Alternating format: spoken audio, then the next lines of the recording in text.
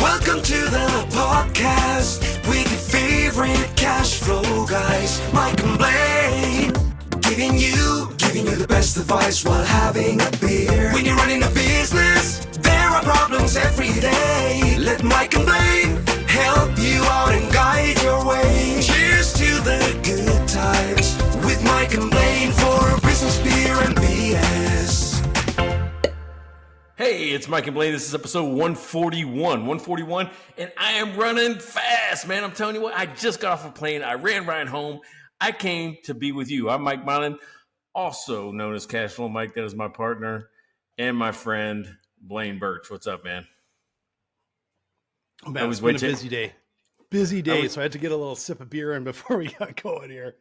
Oh, man, it was good beer, though. Yeah, I'm doing good, but as I mentioned before the show, I should have changed my calendar the way people book with me, because I ended up doing 2 other podcasts today, and so it's been just a day full of podcasts. But so I'm in the group. I'm ready to go, because I'm just like, I've been talking all day, and I'm just like, good to go.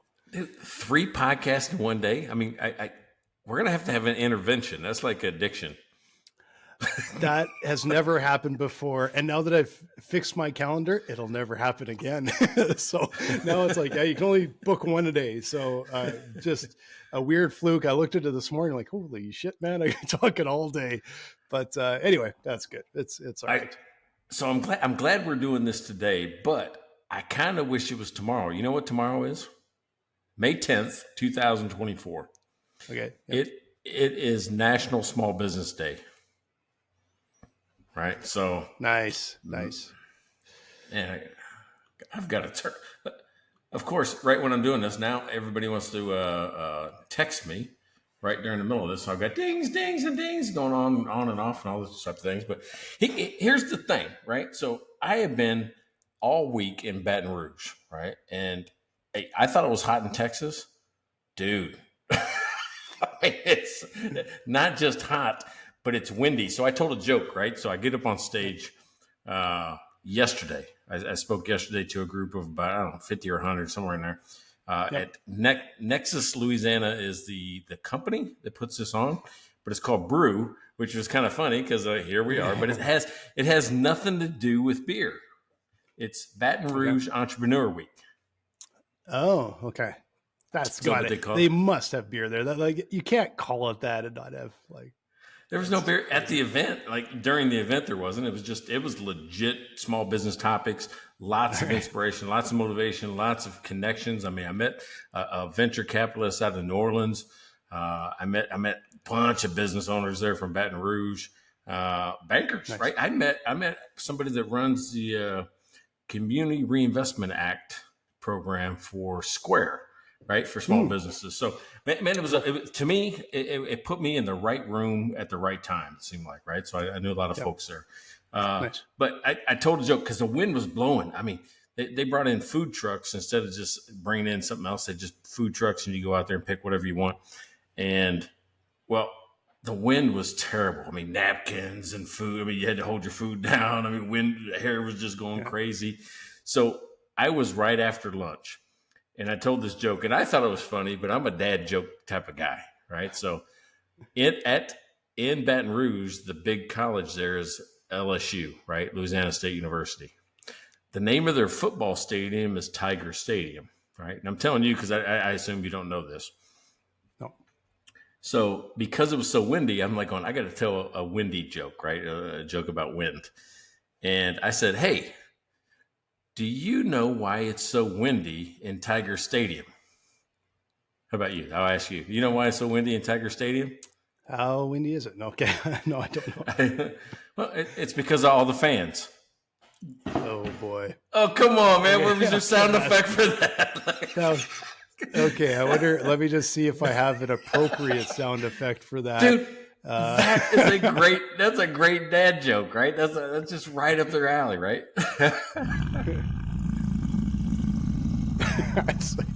I didn't. I guess I could have done the drum, but that was not worth a cheer. I don't think. Really? And now, see, I would think that somebody would go, okay, that was pretty clever, right? Okay. Matching up fans with fans. That's pretty clever. Okay. That's the wrong drum. 1 second. Yeah, little rim shot. Oh, I got a triple. Kind of hesitating on the old drum thing here. It's but so anyway, the purpose is that I've been celebrating small business all week, right? Small business, and the topic today that you came up with, right? It's your topic. You came up with it about 4.5 minutes ago. If we check our text messages, but it was something that came up right during my talk. Right, one of the questions from the audience was about pricing. So we're going to talk all today about pricing strategies and things you can look at. You know, what's good, what's bad. You know, what works for you, what hasn't worked for me. Those type of things. We're going to talk about that. But to get there, I need a beer. Sounds like a good plan. I need a beer. So, what you going to drink today? So today I've got from a really terrific Alberta brewery called Snake Lake. I have Taco IPA, and it is a delicious IPA. But you know, I saw this in the fridge and I was thinking, that's a guy. That's a character. No, the character. Taco is a character from one of the shows. Oh, it's in a sitcom. Well, Taco on this side there is an actual taco. So I'm not sure what. Yeah, I don't know what I'm talking about. I was picturing when I saw it, it was the same. You've given this example before, is how much does a bite cost? But what I thought of when I saw that is, well, how much does a taco cost? And you can go into not even a food truck, but you go to like Taco Bell or something, and it's probably like $1.99 or something. But I've also had, a taco platter at a restaurant. It's probably been $25. So how much does a taco cost? There's a whole lot that goes into it.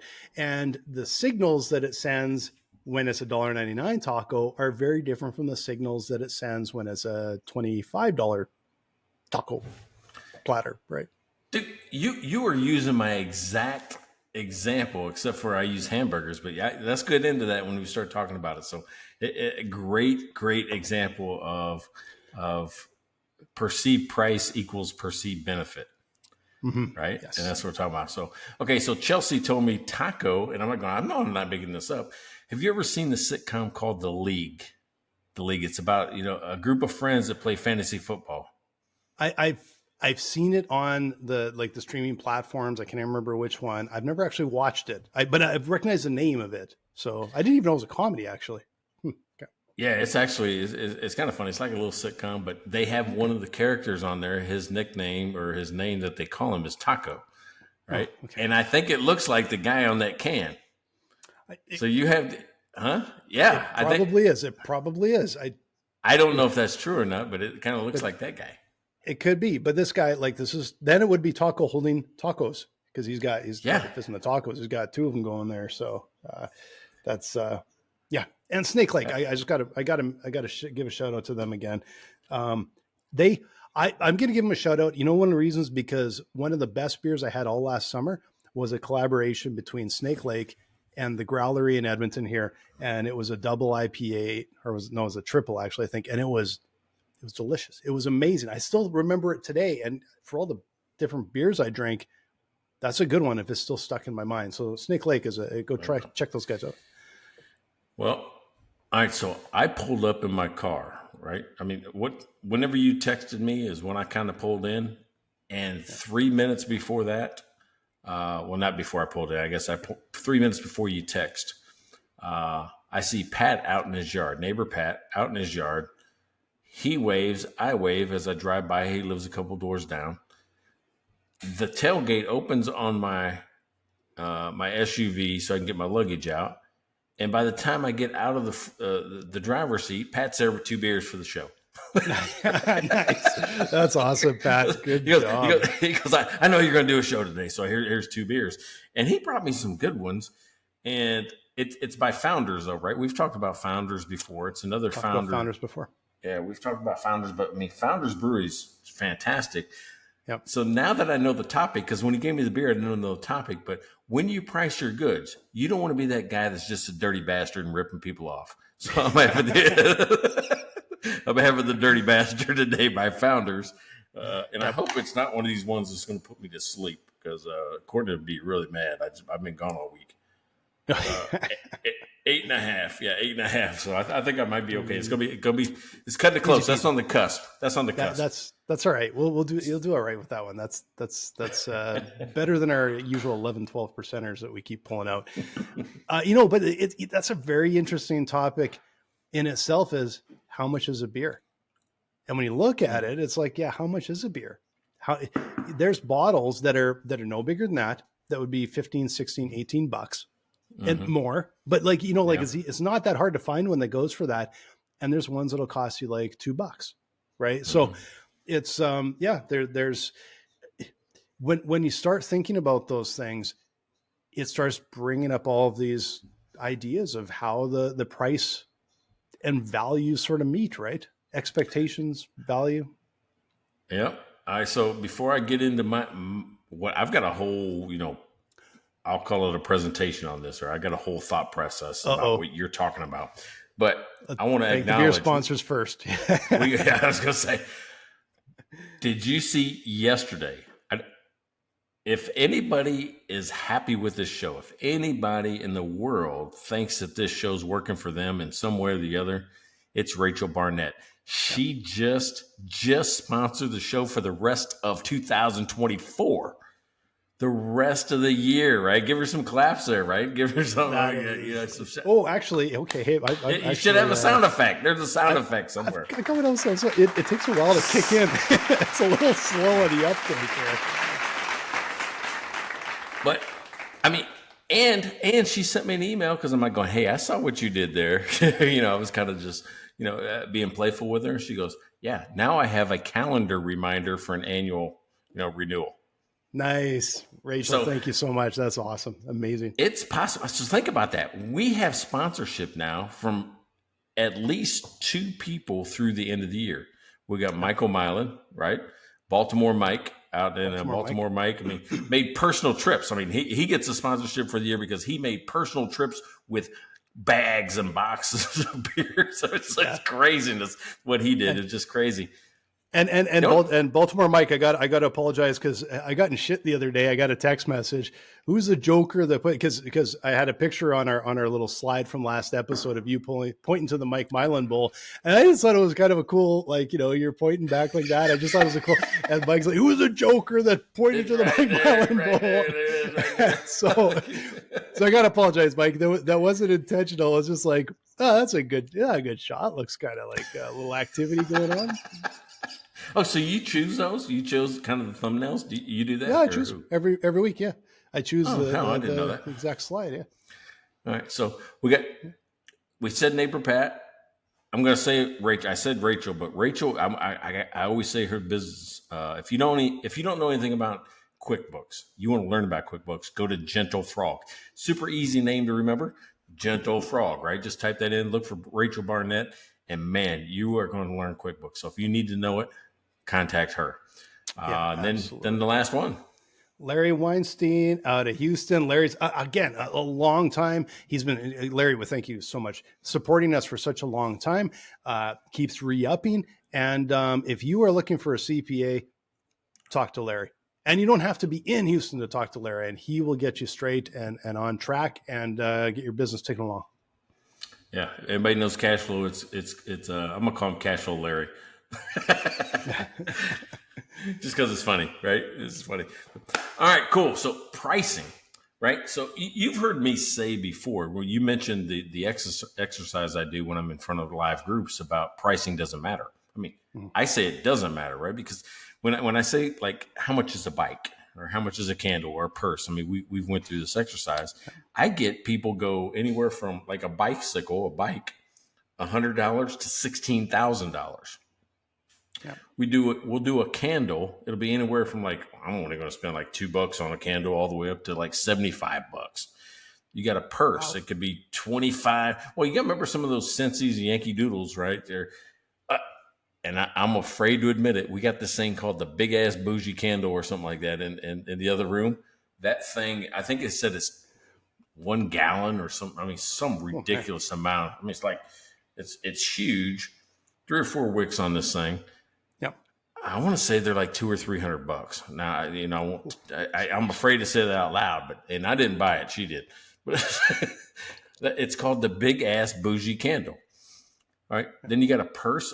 Purses go, you can get like a $15 purse all the way up to, thousands upon thousands of dollars. And then a bottle of wine. Those are the four that I kind of ask people about. Bottle of wine, you could have $2 Chuck all the way up to, who knows? Thousands, right? So easily thousands, yeah. Here's the point. No matter how small a group that I ask those questions to, there's usually a good split, a good range. And I'm like, man, if we're 10 people and we get a range like this, what does that tell you?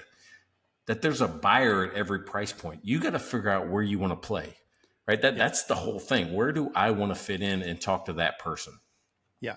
Well, and I would also flip it on the where do you want to fit in? But it's also just an incredible understanding, and it's tricky, of who sees the value that you bring. So in other words, it's like, yeah, you can aspire to be like, of course, like, yeah, I'm going to sell the purse to the guy, the person's going to spend like 10 grand on a purse. But do they perceive that value? Have you built up the brand? Is the product quality enough?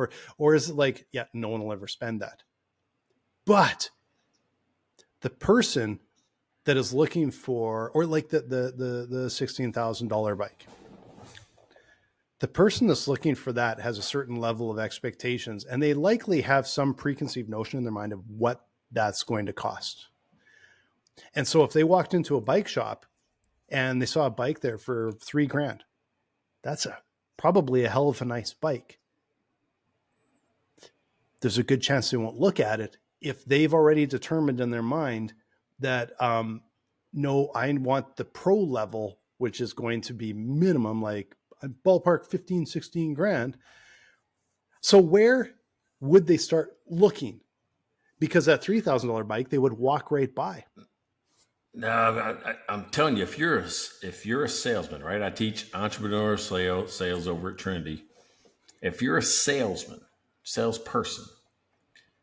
you can get somebody that came in there for the $500 bike to the $3,000 level or more if you concentrate on one thing, right? That's the pain. But somebody's coming, and it has to be the pain that you're focused on. And I had like a student question me on that, like on a bike, how would you get somebody to do that? I said, well, what's one of the big features of a $16,000 bike or, a $3,000 bike? What would you think it is, Blaine? What's a feature of that? Oh, for me, it's a battery and a motor. Okay, but if you're the battery and the motor, then what's the feature of the bike? Oh, so the weight would be one of them. Okay, so think about that. There's the pain point for somebody like me. If you're talking about me versus you, right? Because you're obviously in better shape. You're a medium type of guy.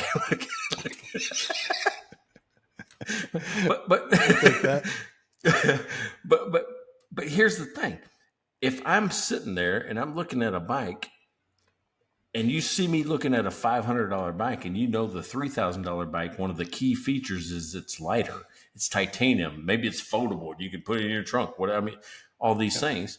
That's what you tell me. And here's the reason why you tell me that. You go, hey, you ever taken your bicycle out now and just rode it up a hill? You ever had to get off the bicycle and walk it up a hill because you couldn't get up there? You got tired? And I'm going, yeah. He goes, yeah, because you weigh a lot. So if you combine your weight with the bike's weight, that's even more weight you're pushing up the hill. You need a lighter bike. You need a lighter bike and it'll be easier. Maybe you don't have to get off of it as much. Dude, if you tell people that's the pain. Oh, yeah, you're right. I'm embarrassed when I got to get off the bike and walk up the hill. I would rather have a bike I have a better chance of getting up the hill on, even if it costs me a little bit more money. Yeah. You see the difference there? Yeah. And it's amazing because as a consumer, you probably sometimes just got to do a little math and go, well, how much lighter is it? Oh, well, this bike is $3,000 and this one's 16 and it's a half a pound, or like some minuscule amount, right? But there's that breaking point where it's like, yeah, you're going from the 40-pound crate, just chunk of steel, to like 20 pounds, and it's like, try carrying it, pick it up. You just have the guy say, listen, Hold this one with one hand, then hold this one with one hand. And which one would you rather push up the hill? Oh, you're right. I want to push the lighter one. Because we all know our limitations, right? And we all know what we don't want. We don't want to be embarrassed. We don't want to be, but I do want to get in shape. I do want to be physically fit. I want to be physically active. I didn't intend to spend $3,000 on a bike, but gosh darn it, I have a better chance of succeeding in what I'm trying to do if I do. Yeah. Yeah. I'm going to circle this because I got a little example here. And I'm going to go to the taco example, actually, because I That's good. Here and I'm just thinking of the tacos, right? Yeah. And a couple of weeks ago, we were coming up the coast through California. We stopped in Encinitas and we were at a brewery. Shocking, right? Kind of the highway running right through Encinitas. And across the street was a taco shop. And there's like a lineup. I'm like, man, they must have good tacos. So I walk across the street and I get some tacos to go. And when you walk in, it is a fun little kind of just a cool vibe and a cool place. But it does not feel high end. It feels like go up to the counter, kind of a little bit of a cafeteria, even though it's a very cool vibe. So my expectations on the tacos is like, yeah, you're probably like a $4 or $5 or whatever taco. I don't remember exactly what they were, but a relatively inexpensive taco. Those tacos were unbelievable. Amazing.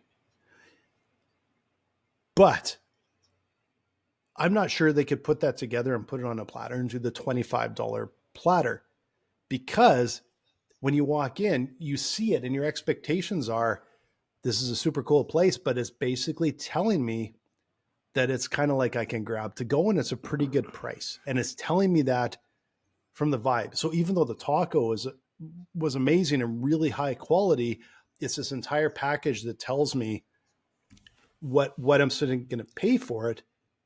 But if I walked in, it looked like a fine dining restaurant. And trust me, there are places that sell tacos that look like fine dining restaurants. If I'm taking it to go, the taco might not even be as good. And it's so dumb because I'm kind of going like, yeah, I probably got to pay $25, $30 for this platter of tacos or whatever, instead of the less expensive taco, even if I'm taking it to go and I'm not even eating it inside the restaurant. But it's a perception, right? Well, dude, I feel like you have been, in my head or listening to my classes, right? Because I don't use taco, but what you're describing is something that I teach all the time. Like, well, hey, what's the average hamburger? I use hamburger instead of taco, right? Because hamburger is just that. It's just buns, a patty, and some garden stuff. That's really what it comes down to. It doesn't matter where you get it. That's what it is. But when I ask, most people will say, I don't know, $7, $8. I say, okay, so when you see $7, $8, maybe $10 on a menu, you're like going, yeah, it seems right. Okay, so how do other places get away with a $3 or $4 or $5 hamburger? And how do places even beyond that get away with a $17 or $19 hamburger? Right? It's just a hamburger. Right? I mean, we all agree it's just a hamburger. And what you're talking about is just that. At the $5 level, this perceived benefit should equal perceived cost. So we think that if I go to Applebee's, Chili's, it's a $10 hamburger, we'll say. That's a $10. I get an Applebee's or Chili's type of experience. But if I go to In-N-Out or I go to Dick's Hamburger Drive-In and out on the West Coast, if I go to one of those places or Whataburger here in Texas, it's about a $5 burger. Because why? I don't get an Applebee's or Chili's where maybe I can get a beer with the burger, and what I get is tables bolted to the floor that they hose down every night. That's the experience that I get. And the $17 one, maybe I can see out over a lake and the guy has a towel over his arm and the light's lower and the music is different, right? The whole experience is different.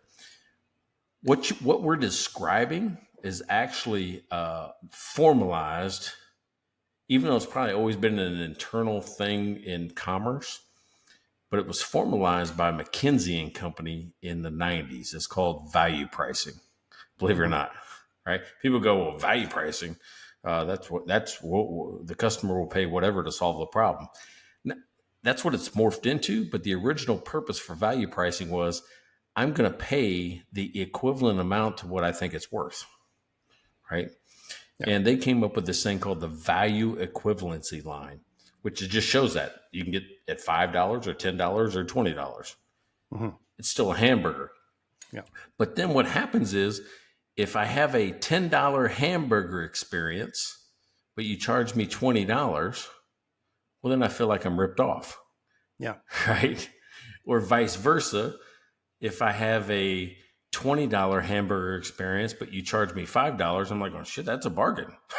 I got more than I expected. Right. So it's about the perception of the company. If you ever heard or said the words ripped off or bargain, that's what we're talking about. You didn't feel like it was worth the price.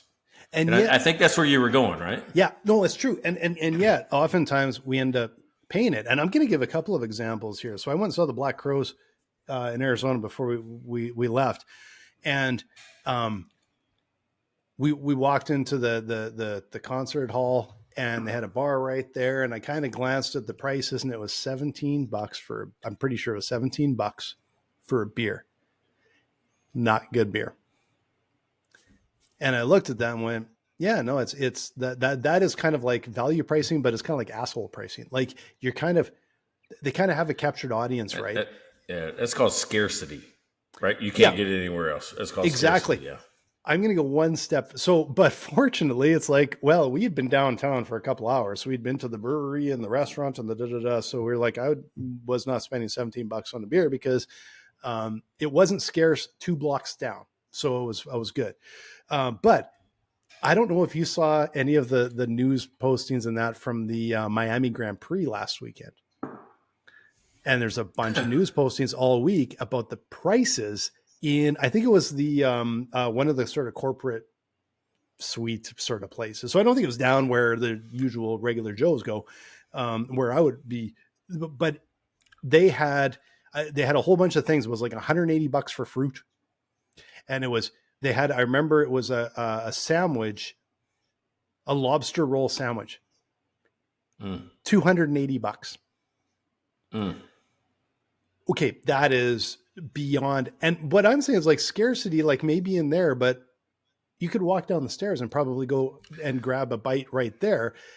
I can't believe, but people probably paid it. And I will say, I'll add one more thing. Cause one of the guys from the event, he said, "Oh, that's out of context because it basically is like a big sandwich." Like, yeah, screw you. It doesn't. He goes, no. He says, "Well, it could serve up to 10 people." And I'm like, "Yeah, let me guess, with a little slice like this, no, it's not big enough to justify $280, but nice try, right?" Like, what's funny is that you compare that experience, right? Because I guess Grand Prix F1 type open wheel racing is now the bougie level of racing, or maybe it's always been. I didn't know. You go to NASCAR, you can take your own cooler in, right? At least you could. Somebody's going to call me. I'm going, no, you can't do that anymore, Mike. I don't know if you can or not. When I went, you take your own cooler. You can take your shirt off, sit in the stands. You can get steak on a stick if you want to.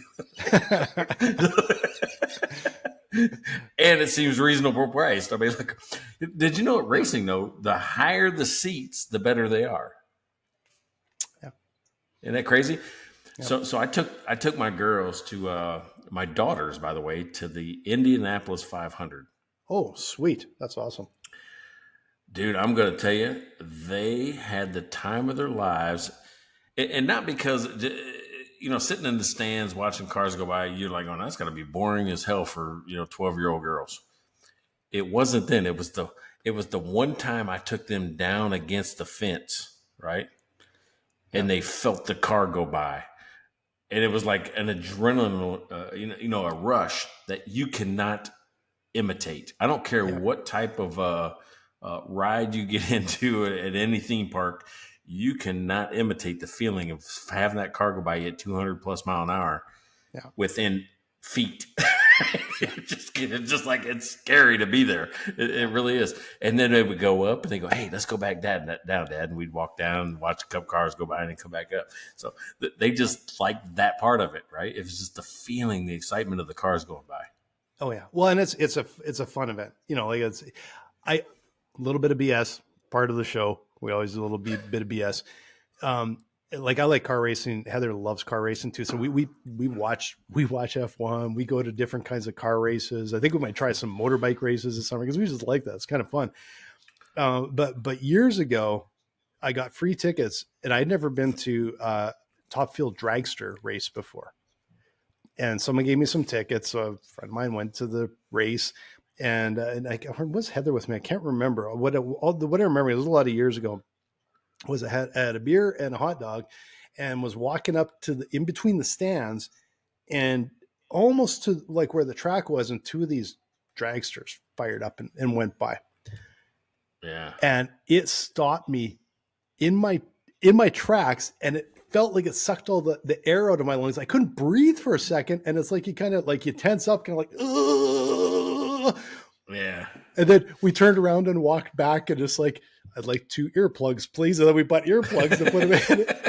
And the only other thing I remember is these cars would fire up, and they'd be down the track in about 4 seconds. And then the whole crowd would go, yay. And we had no idea what was going on. Like, we was like, I don't know what, but it was fun as hell though. It was really good. Yeah, but it's like what, quarter mile track? It's just a straight like quarter mile straight go. Whoosh. Yep. Yeah.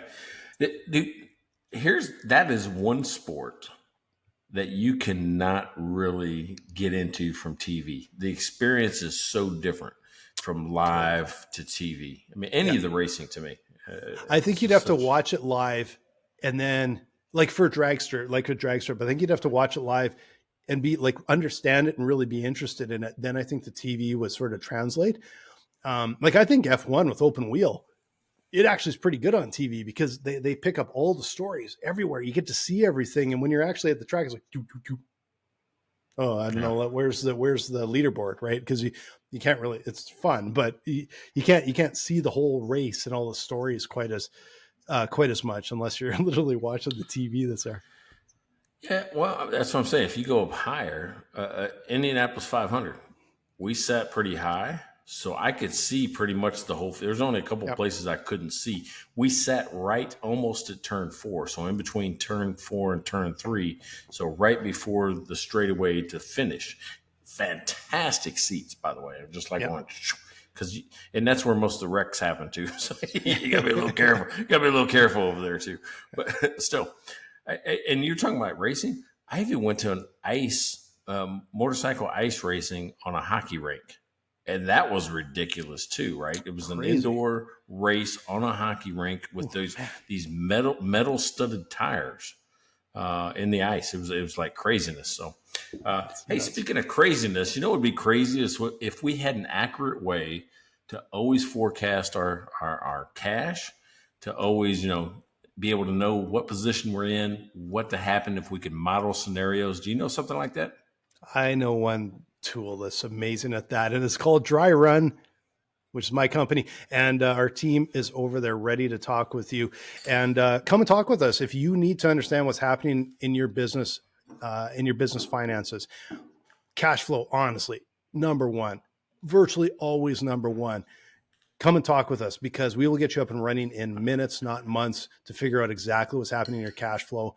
But we do so much more. So we can show you what's happening in your business. We can show you how you did compared to what you thought was going to happen. We can model scenarios and help you make decisions in your business. We can help you work as a team and understand what's happening. Come and talk with us. We'll get you all set up. So dryrun.com. Good. Thanks, Mike. That's pretty nice good. Little segue. Dude, I think I nailed that. It's not, it's not my typical speaking of. It's like going, hey, I tried something different. It's a really nice one. And Pat, if you're wondering, basically the first word out of Mike's mouth, I'm like, here we go. Here it comes. And I had to stop for him, like, which episode is it? Is Mike introducing himself or me? And I'm like, oh yeah, okay, it's me. That was the only question, but I knew where I was going. So yeah. And speaking of, if you're wondering why he said what episode is it, when we don't have a title sponsor, when we don't have a mid-roll sponsor, we just take it on. We do Cash Flow Mike on the even episodes, and we do Dry Run on the odd episodes. So as Mike said, you're the odd one, but yeah, I know I'm the odd one. So whatever, okay. I'll take it. I mean, look at the hat, dude. Everybody's going to know it just based on the hat. Whatever. It is what it is. You get what you see is what you get.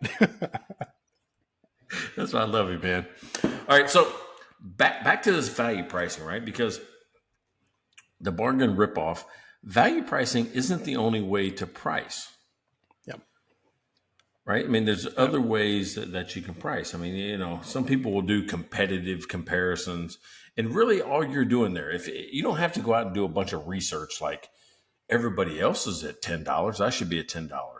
Well, the reason why everybody else is at $10, the industry average is pretty much going to be your gross profit percentage. If you see a gross profit percentage of 30% and yours is at 30%, that means you're already at the average, right? Because it's assumed that you're pretty much buying your goods at the same price point. Mm-hmm. So if you sell it at $10 or whatever it is, and you get 30% at the end, that's what they're doing too. You're already in the market. Yeah. Right. So I mean, that's one of the things where I teach people is that number itself, gross profit percentage, will tell you your pricing is either too high or too low. And, like the fact is, like we're always talking, we've talked before on some other episodes before about the importance of value pricing. And we've talked about, like Mike already brought up, like scarcity and all these, the context of what people are buying and what their expectations are and how they perceive value and all these things. Truthfully, though, is if what you're selling is a commodity and you're really struggling to pull out some sort of value to your competitor, and it's like bottled waters on the shelf. And I got a little story here, so it's kind of interesting, but bottled waters on the shelf, you really need to know what your competitor pricing is, and you have to offer something that is perceived value, because if you look exactly like the bottle next to you with a slightly different label, but you're 3 times as much, you might not sell a single thing. But you've probably heard of Liquid Death. Those guys sell their water. They were selling it at multiples, like especially when they first started, multiples as bottled water in a can. And it's a very cool can, and it's called Liquid Death. It's spring water like everything else on the shelf. So they found a way to go into a ridiculously tight market that's very commoditized and not a lot of differentiation. And it's literally water. And they managed to brand their way into a significantly higher value. And that's amazing to me that they pulled that off. This is where if I was in their marketing department, I would have probably killed the company, because I'm like going, we can't call it Liquid Death because water is life-saving. Right? Water is literally, you can't live more than 3 or 4 days without water. Yep. So, it's life-saving.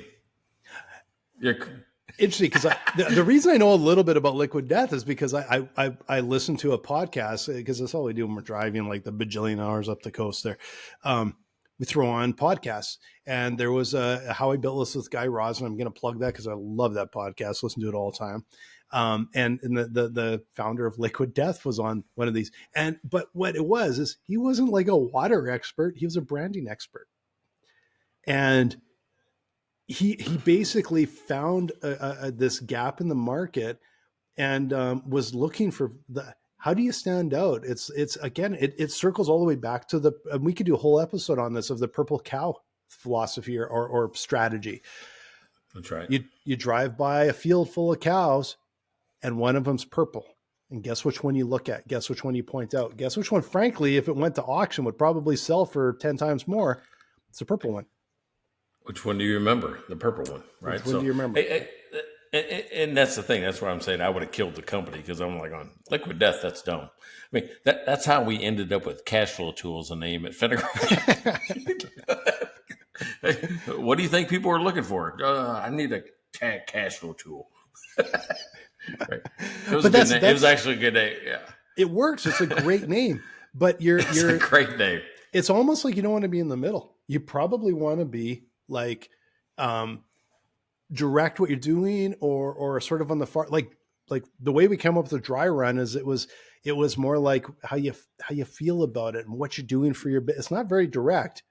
Now the problem there is we rank super high in SEO for like IT, because apparently dry run's a big thing in IT. So we like blow everybody out of the water for that. It's like, that's not even what we do. So, for SEO, maybe wasn't as ideal as like literally cash flow tool would kill it. No, we know that now. So. We actually, we had extra meetings. It was decided, and then people would have backdoor conversations, and then we'd have to discuss it again. I was the only one. I was the only one in the company who fought for cash flow tool.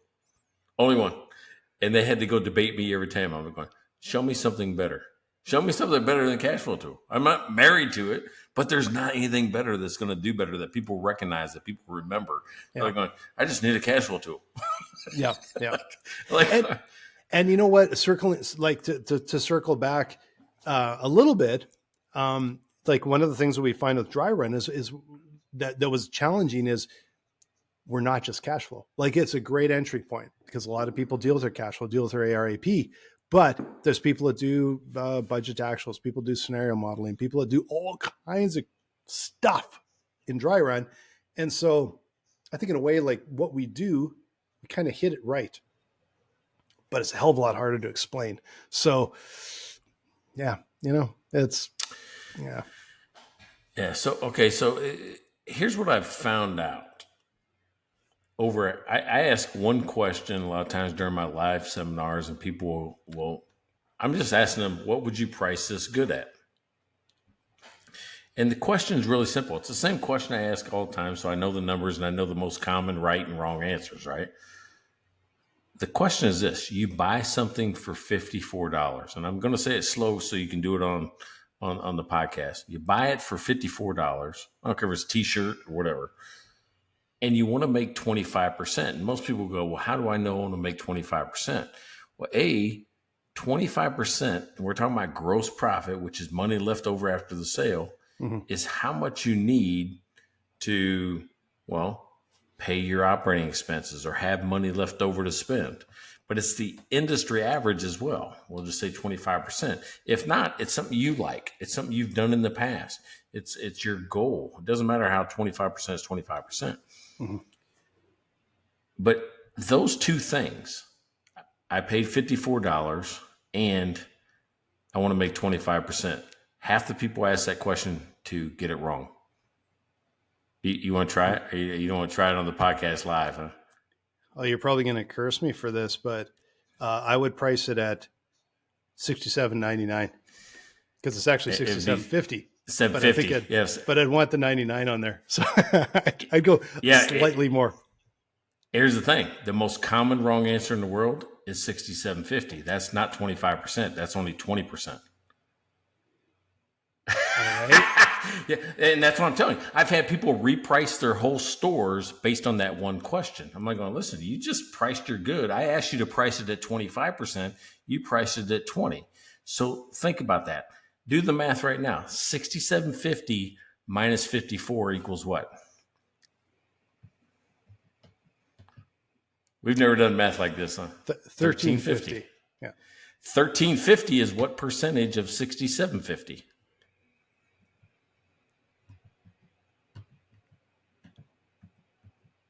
Well, sorry, what was that? It's 13 of. Yeah, $13.50 divided by $67.50. Yeah, because what we're saying, the gross profit margin, $13.50 is a percentage of sales, 20%. So, yeah, see, we even did math on a podcast. Yep. That's what I'm telling you. Most people, but I did it correctly. Yeah. That's what I'm saying. 50% of the people, 50% of the people don't do it right. But that's the thing. People right now think they're pricing their goods correctly, and they're wondering why they're not making money, and they're leaving 5% in the calculator or on the pricing gun or whatever it is. Yeah. Because of that one thing. And what you probably did, I'm just going to make an assumption. You probably took 54 and you took 25% of 54, which is $13.50, and added it back to 54. Yeah, well, I multiplied by 1.25, which is obviously that's the incorrect. Same thing. Right. Yeah. What you should do is know that I'm looking for gross profit of 25%. That means cost of goods sold has to be 75%, right? If gross profit is 25% of sales, that means cost of goods sold is 75% of sales. Yeah. So what you should have done was take 54 and divide it by 0.75. So what is the real price? Oh man, you're making me look really bad on the old math side. 72. 72, right? So it's 72. Because if you want to know a number that's larger, you divide. If you want to know a number that's smaller, you multiply. That's how you get there. Yep. I'm telling you, what just happened happens day after day after day in almost every small business. And this is one way that we can help you not lose money in your business. Just price your goods correctly. Yeah. Not like Blaine. Don't use Blaine's math. Hey, first of all, we're sitting here. You don't have the slide that the other people do. I put you on the spot. I apologize. I'm sorry. I shouldn't have put you on the spot. No. You can always put me on the spot, and I learned something today. And I will be honest. When I was doing the math, in the back of my head, I'm like, "Shit, am I doing this right?" But I'm like, I don't have time to think about it, so this is what we're going with. But it was a lesson learned. Hey, but I'll tell you this: I have just a simple spreadsheet. You can get it for free in my Facebook group. This is the first time I've ever just plugged something outside of just our mid-roll. But if you have the same issue, go to my Facebook group, the Clear Path to Cash, Finding Hidden Cash in Your Business. Get the spreadsheet. It's right in the guides. You just go to guides in the group, get the spreadsheet. I'll send it out to you. You'll never make that mistake. You'll never feel like, oh my God, I don't have enough time to do this. It's right there. You plug in those two numbers. I bought it for 54. I want to make 25%. It tells you what to charge. Super simple. Anybody can do it. Yeah. Nice. Go check it out. I'll go grab one. Okay. So now you embarrass me. How? I'm just saying, I feel really bad about that because that was never my intention, right? I was just trying to show that half the people that I asked that question to get it wrong because they'd go back to that one way of doing it. Yeah, no, but I was in the dumb half. So I accept that one. Like that's how you learn. That's like, yeah, no, that's how you learn, man. And that's, but I'll be honest with you. I have when we're looking at our pricing, that's not how we that's just simply not how we've ever priced. We have never priced cost plus. We've never priced by a particular margin. I would do an acid test to make sure that we actually have a margin. Even back in my agency days, we were always looking at value pricing, and we were looking at a lot of times what the market was, what the market would bear. What we understood was the pricing, right? Yeah. See, you're in SaaS, and SaaS is more comparative, right? It uses a comparative method, which means what do other people charge? But that means you have a better, a more, strict discipline in expenses, right? Cost plus is a little bit different. You have to have a lot more strict, concentration on what you spend because you're basing it off of somebody else's pricing. Yeah, and that's exactly it, and that's what we don't do. Like, if I'm going to look at pricing, I'm like, we look at, okay, well, what do we deliver to our customers, and can we give them a really good rate of return? So if we're saving basically per location on average 20 hours a week from a finance staff member, and then you're looking at, okay, what's the average price of a finance staff member? And then we're looking at, okay, well, how do you actually quantify? Can you quantify opportunity cost? Can you quantify all these other metrics in the business that we can help them with, right? And what value do we bring? And so it's there's dollars. There's a lot of dollars and cents that we bring, and we're always looking at, well, can we give them a 10x return? Can we give them a 5x return? What is the right value for what we bring to that business, right? Yeah, I would think that's right. So, you know who's the best in the world at pricing? I think they're the best. I wish I could price like they do. Right? It's a small company out of Seattle. Starbucks. They sell coffee. Yeah, Starbucks. Dude, do you ever know what something costs in a Starbucks? Yeah, no. No. Yeah. I mean, people say, I don't know, $4, $5, $6. You don't know what it costs.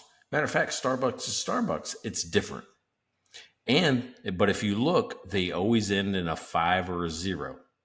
You'll know it's going to be that, but a caramel macchiato in one store could be different 2 stores down, different price. I'm like going, well, why the hell is that? Because I was like confused there for a while. I'm like, I went and bought one. It's like $4.57. I went to the same Starbucks 3 months later. It was $4.67 or 63 cents or whatever it is. But it's like 5 to 15 cents difference. Yeah. I'm like going, you raise prices. I go back to the other one. It's back to the lower price. I'm like going, well, what the hell's going on here? Why is this a different price everywhere I go? I go to a different city. I go to a different part of town. It's a different thing. Yeah. Here's what I found out is every 3 to 4 months, they add 5 to 15 cents onto every product until demand comes down. This is one of those things that they teach in college that you don't pay attention to. Right? It's called the price elasticity of demand. Mm-hmm. And what that means is that you increase price until demand comes down, and where the two intersect is kind of the perfect price. Yeah. Meaning that's where you hold it at for a while. So they're doing what I call active pricing, which means they're constantly increasing it and watching sales. What does sales look like at that price, right? On all their products. So I challenge anybody that's listening to this today, start watching your local Starbucks if that's where you go, and you'll notice 5 to 15 cent increases, and then all of a sudden it'll hold for a while, and it might even come down to the previous one, but it will be in those things. But all of them are different. All of them end in a 5 or a 0. Yes, and I'm going to take this opportunity to encourage you to go and support your local small business coffee shop, because the coffee is likely 1,000 times better and probably less money. And I'm just going to drop that in because to me, a Starbucks is like big beer, and I like to support our local breweries. So, it's I'm going to throw that in there. I got it. Yeah, no, it works, but it's still it was a story about pricing. It's like that's what they do. I mean, that's exactly how they price. Amazing. You look at like an operation of their size and the number of locations and whatever algorithm they're running to test all of that and that price elasticity. Think of how many, probably hundreds of millions that makes them every year, because they're just so dialed in onto the demand. All right. So I wish I would have thought of that or known about it in my first bar, right? I'll just say it's like 2005 or so, because when I inherited this bar, I bought the bar. When I got the bar, the price of a bottle of Budweiser, we were in St. Louis, was $2, right? Mm-hmm. I mean, I paid like 94 cents and charged $2. I'm like going, doesn't seem a lot. Doesn't seem like enough. It didn't for me, because what bottles of beer cost, anywhere from $3 to $10. It could be anywhere, but it didn't seem like enough. It seemed like on the low end, and it was a low end bar. So, but here's the thing: I'm like going, I ate the next 2 years worth of increases from Budweiser. It went from 94 to 95 to 96, and it just kept creeping up. Well, beer after beer after beer, that adds up, and I'm like going, I'm not making as much money. I got to increase prices. Now, some people go, well, you should have went to 225. I didn't. I went to 250. Well, that way I can kind of hold it there for a while. And you're like, well, that's still not enough. 250 is not a big increase, but you would have thought the regulars, right? The people that came in every day, that's the people that really you're kind of supporting at that point in time. You would have thought that I went to their house and set their yard on fire. Like that was the type of business owner I was. I would just come to your house and burn it down. Like, what do you mean? Like, it's $2.50. At that point in time, everybody was paying in dollars and quarters, right? So you pay a beer, you get quarters and stuff back, and everybody had cash on the bar. You don't see that a lot now. Now you have a great opportunity where you can do like Starbucks, where you can just add. You don't got to go a quarter. You can go 5 cents. You can go. Our beer is $4.09 or $4.15. Because everybody pays with a credit card. You don't really care. At the end, I tip off of what's at the end. It's if it's $13.47, I don't really care. Those people were dialed into what cash was on the bar back in the early 2000s. But you have to have like the one thing is you have to have enough volume and have to have the systems to be able to track that data well enough to actually make use of it and make sense of it, right? There was another a place we went to in Encinitas, is this just terrific place. They basically was a beer bar and they had ridiculously good burgers. So okay, we're talking about the burger. It was like probably an expensive burger. It was probably, I don't know, 18, 20, yeah. $25. I can't remember, but it was an expensive burger. It was really good. But they had this beer menu that was like thick, and it was reprinted all the time because they're always bringing in different beers. And so I'm flipping through and I'm scanning through, and also I'm like, oh shit, because I'm scanning down the list and this is bottles and like small bottles, and I'm seeing 70s, 80s. I'm like, oh, I think I'm going to be a little more careful of what I'm going to order here, because I don't want to order a $70 beer. And not all of them were like, there was ones that were really, really reasonable price. They had like, I was telling Heather after, I'm like, I can't believe I did this, but they had Pliny the Elder from Russian River, which is a really good beer, but we were going to be there in a few days anyway. So I tried one from a brewery I'd never tried before.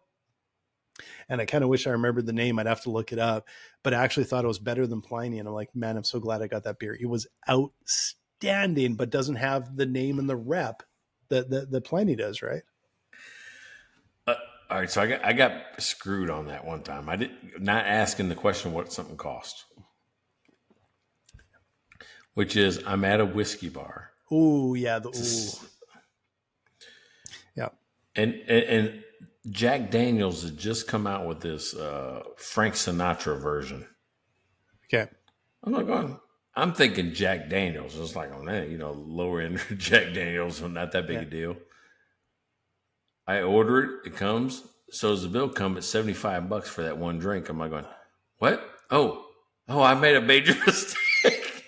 Yeah, I paid it, but you don't expect a drink that maybe, I was thinking maybe $20, 25, because it's Frank Sinatra.